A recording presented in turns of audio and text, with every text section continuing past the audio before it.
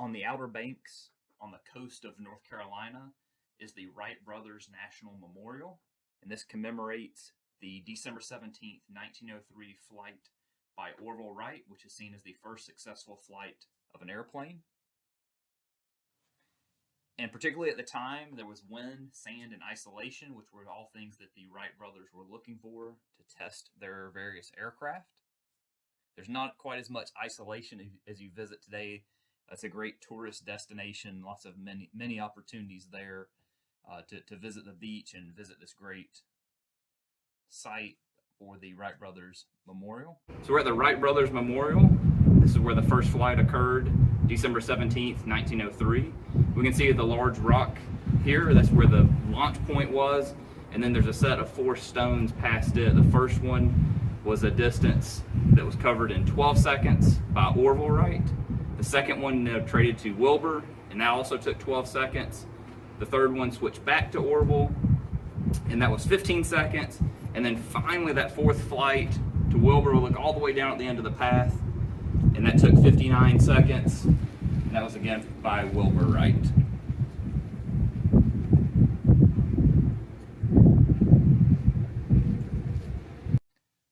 So looking at the flight location from a different perspective, this stone marks the starting point for Orville and Wilbur's first flights. Here's the other perspective. Now we're at the end of this pathway, at the end of where the fourth flight occurred, and we can look back and we can see the visitor center on the left. We can see the monument on top of Big Kill Devil Hill.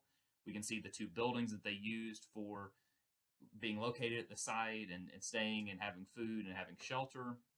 And then directly along the path are where the flights originated and the previous 3 flights.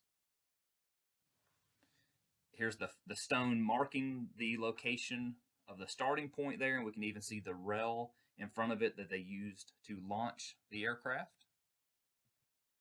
And here's the first stone commemorating that first flight, 12 seconds, 120 feet, piloted by Orville. Then it switched to Wilbur for the second flight. Again, it was about 12 seconds. The distance was 175 feet.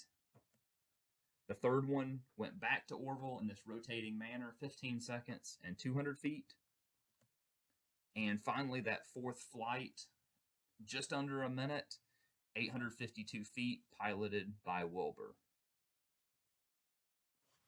One of the things that stands out to me looking at the photos is just how the location itself has changed over this more than 100-year time period. We can see very sandy in December of 1903. There's much more vegetation today. Some of the vegetation has been planted, particularly on Big Kill Devil Hill, to stabilize the monument that was placed there. We can also see in the bottom of this photo the relative distance of those first, second, third, and then finally that fourth flight that went the full 59 seconds, 852 feet. There's also a great statue area that commemorates this first flight and all the characters, the cast of characters that participated in this, including the photographer. And here's a real life view of this during a recent visit that I took to the site.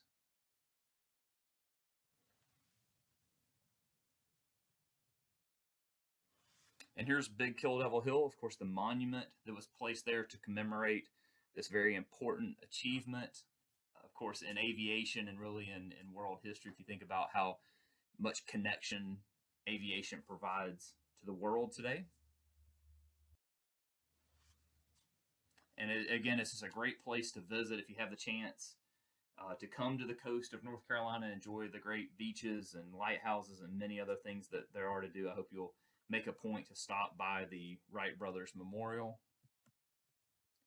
Climb to the top of Big Kill Devil Hill if you can, see the monument up there, and be able to kind of take in what it may have been like back in 1903.